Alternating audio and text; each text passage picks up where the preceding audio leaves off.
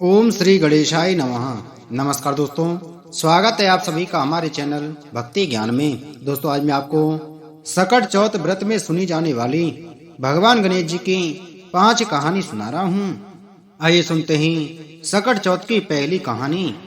एक नगर में एक कुम्भकार रहता था। एक बार उसने बर्तन बनाने के लिए आग लगाया, जिसमें आग नहीं पका। कुम्भकार ने लाख कोशिश की, लेकिन उसका आग नहीं पका और वह हार कर राजा के पास जाकर प्रार्थना करने लगा। राजा ने राज पंडित को बुलाकर इसका कारण पूछा, तो राज पंडित ने कहा कि इस बार आग लगाते समय आपको किसी बच्चे की बलि देनी होगी। और राजा का आदेश हो गया और बलि आरंभ हो गई।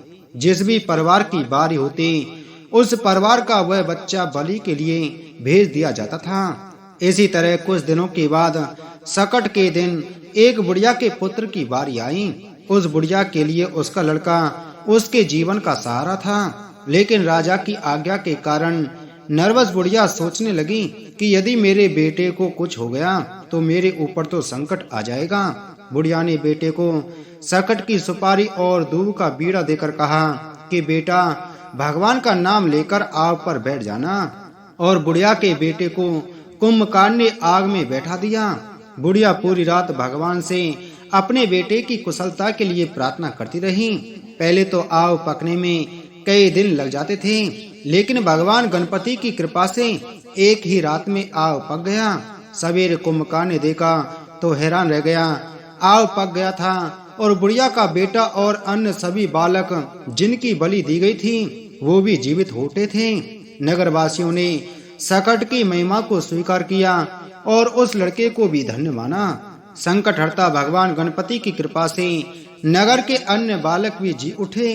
नगरवासी तभी से इस दिन को सकट चौथ के रूप में मनाने लगे और इस दिन भगवान गणेश की पूजा करने लगे। और लोगों ने भगवान से प्रार्थना की कि जैसे आपने हमारे बच्चों के जीवन की रक्षा की है, वैसे ही आप इस कथा को पढ़ने और सुनने वाले और इस व्रत को करने वाले लोगों के बच्चों की भी आप रक्षा करना। बोलो गणेश भगवान की जय। सकट चौथ की दूसरी कहानी। एक गांव में एक साहूकार और एक साहूकारनी थे। वह धर्म पुण्य को नहीं मानते थे, इसके कारण उनके कोई बच्चा नहीं था। एक दिन साहूकारनी पड़ोसी के घर गई। उस दिन सकट चौथ था। वहां पड़ोसन सकट चौथ की पूजा करके कहानी सुना रही थी। साहूकारनी ने पड़ोसन से पूछा, तुम क्या कर रही हो? तब पड़ोसन बोली कि आज चौथ का व्रत है, इसलिए कहानी सुना रही हूँ। तब साहूकारनी बोली, चौथ के व्रत करने से क्या होता है? तब पड़ोसन बोली, इसके करने से अन्न धन सुहाग पुत्र सब मिलता है। तब साहूकारनी ने कहा, यदि मेरा गर्भ रह जाए तो मैं 1.25 सेर तिलकुट करूंगी और चौथ का व्रत करूंगी। श्री गणेश भगवान की कृपा से साहूकारनी के गर्भ रह गया, तो वह बोली कि मेरे लड़का हो जाए तो मैं 2.5 सेर तिलकुट करूंगी। कुछ दिन बाद उसके लड़का हो गया, तो वह बोली कि हे चौथ भगवान, मेरे बेटे का विवाह हो जाएगा तो 5.25 सेर का तिलकुट करूंगी। कुछ वर्षों बाद उसके बेटे का विवाह तय हो गया और उसका बेटा विवाह करने चला गया, लेकिन उस साहूकारनी ने तिलकुट नहीं किया। इस कारण से चौथ देव क्रोधित हो गए और उन्होंने फेरों से उसके बेटे को उठाकर पीपल के पेड़ पर बिठा दिया। सभी वर को खोजने लगे, पर वो नहीं मिला। हताश होकर सारे लोग अपने अपने घर को लौट गए। इधर जिस लड़की से साहूकारनी के लड़के का विवाह होने वाला था, वह अपनी सहेलियों के साथ गणगौर पूजने के लिए जंगल में दूब लेने गई। तभी रास्ते में पीपल के पेड़ से आवाज आई, ओ मेरी अर्धब्याही। यह बात सुनकर जब लड़की घर आई, उसके बाद वह धीरे धीरे सूख कर कांटा होने लगी। एक दिन लड़की की माँ ने कहा, मैं तुम्हें अच्छा खिलाती हूँ, अच्छा पहनाती हूँ, फिर भी तू सूखती जा रही है, ऐसा क्यों? तब लड़की अपनी माँ से बोली कि वह जब भी दूब लेने जंगल में जाती है तो पीपल के पेड़ से एक आदमी बोलता है कि ओ मेरी अर्धब्याही। उसने मेहंदी लगा रखी है और सेहरा भी बांध रखा है। तब उसकी माँ ने पीपल के पेड़ के पास जाकर देखा, यह तो उसका जमाई है। तब उसकी माँ ने जमाई से कहा, यहाँ क्यों बैठे हो? मेरी बेटी तो अर्धब्याही कर दी और अब क्या लोगे? सावकानी का बेटा बोला, मेरी माँ ने चौथ का तिलकुट बोला था लेकिन नहीं किया, इसलिए चौथ माता ने नाराज होकर यहाँ बैठा दिया। यह सुनकर उस लड़की की माँ सावकानी के घर गई और उससे पूछा कि तुमने सकट चौथ का कुछ बोला है क्या? तब सावकानी बोली, तिलकुट बोला था। उसके बाद सावकानी बोली, मेरा बेटा घर आ जाए तो 2.5 मन का तिलकुट करूंगी। इससे श्री गणेश भगवान प्रसन्न हो गए और उसके बेटे को फेरों में लाकर बैठा दिया। बेटे का विवाह धूमधाम से हो गया। जब सावकानी के बेटे एवं बहू घर आ गए तब सावकानी ने 2.5 मन तिलकुट किया और बोली, हे चौथ देव, आपके आशीर्वाद से मेरे बेटा बहू घर आए हैं, जिससे मैं हमेशा तिलकुट करके व्रत करूंगी। इसके बाद सारे नगर वासियों ने तिलकुट के साथ सकट व्रत करना आरंभ कर दिया। हे सकट चौथ, जिस तरह सावकानी को बेटे बहू से मिलवाया वैसे ही हम सबको मिलवाना। इस कहानी को कहने वाले, सुनने वाले और हुंकारा भरने वाले सभी का भला करना।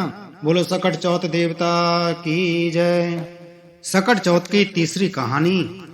एक समय भगवान विष्णु और माता लक्ष्मी के विवाह की तैयारियां चल रही थीं।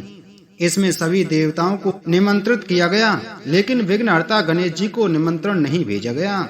सभी देवता अपनी पत्नियों के साथ विवाह में आए, लेकिन गणेश जी उपस्थित नहीं थे। ऐसा देखकर देवताओं ने भगवान विष्णु से इसका कारण पूछा।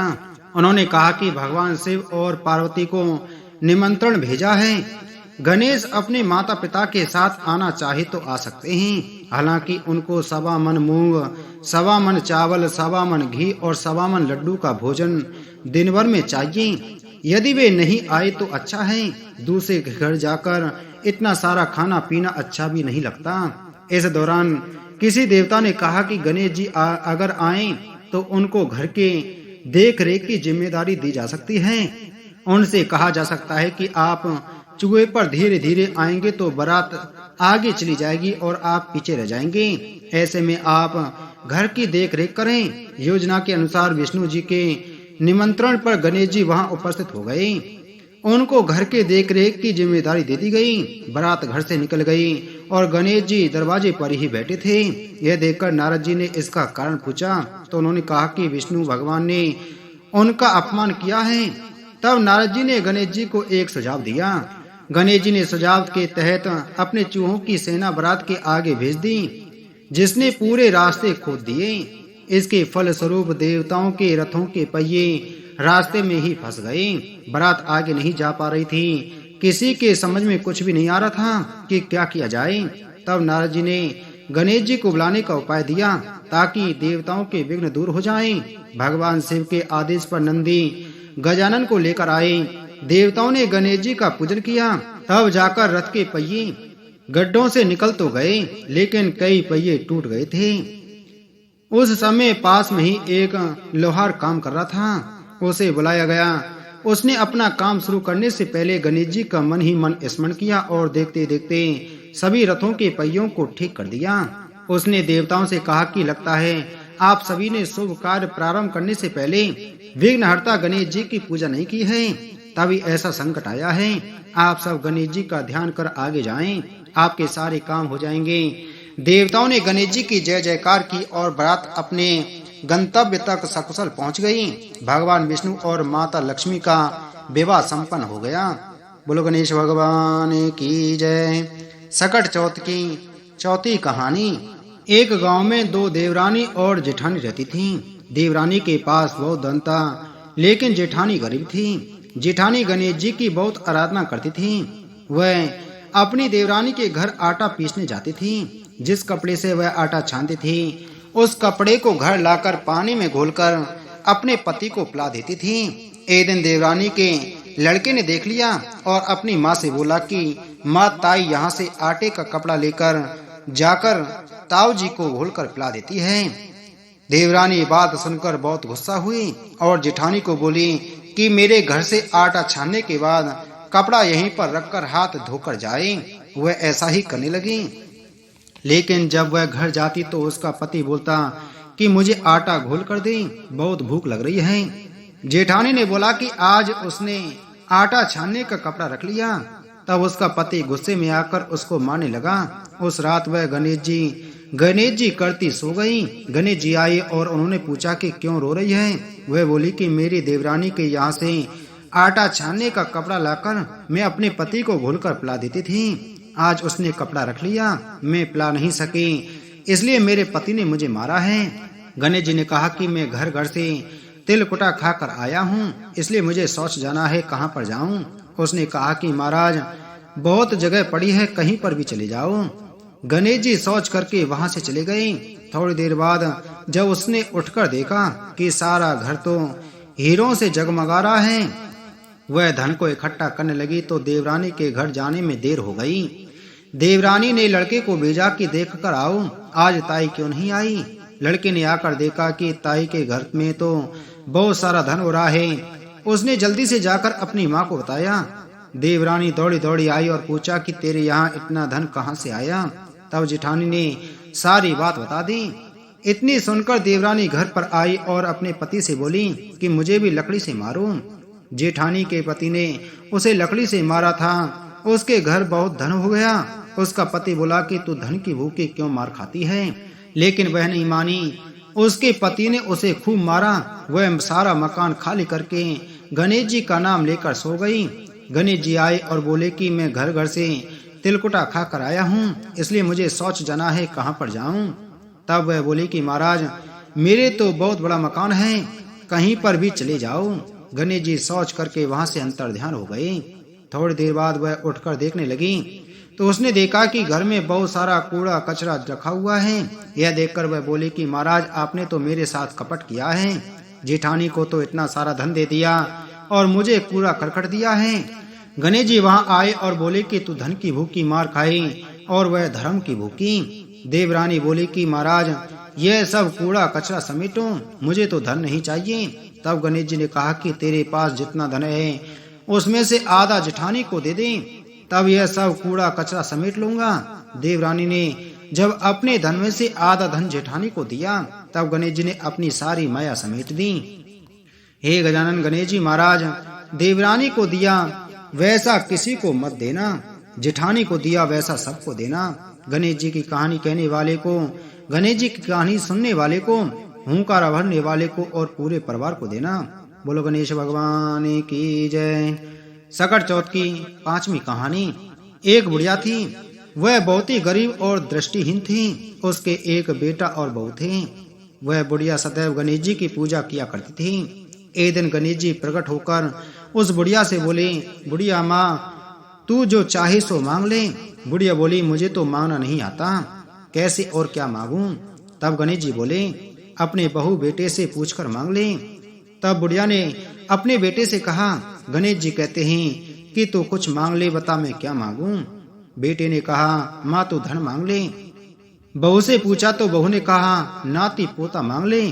तब बुढ़िया ने सोचा कि ये तो अपने अपने मतलब की बात कह रहे हैं। अतः उस बुढ़िया ने पड़ोसनों से पूछा तो उन्होंने कहा, बुढ़िया तू तो थोड़े दिन ही जिएगी, क्यों तू धन मांगे और क्यों नाती पोते मांगे। तू तो अपनी आंखों की रोशनी मांग ले, जिससे तेरी जिंदगी आराम से कट जाएगी। इस पर बुढ़िया बोली, यदि आप प्रसन्न हैं तो मुझे 9 करोड़ की माया दे, निरोगी काया दे, अमर सुहाग दे, आंखों की रोशनी दे, नाती दे, पोता दे और सब परिवार को सुख दे और अंत में मोक्ष दे। यह सुनकर तब गणेश जी बोले, बुढ़िया माँ तुमने तो मुझे ठग लिया, फिर भी जो तूने मांगा है वह वचन के अनुसार सब तुझे मिलेगा। और यह कहकर गणेश जी अंतर्ध्यान हो गए। इधर बुढ़िया ने जो कुछ मांगा वह सब कुछ मिल गया। हे गणेश जी महाराज, जैसे तुमने उस बुढ़िया को दिया वैसा सब कुछ हमको भी देना। कहानी कहने वाले, कहानी सुनने वाले और हुंकारा बनने वाले वह सभी के परिवार वालों को देना। बोलो गणेश भगवान की जय। बोलो सकट चौथ देवता की जय।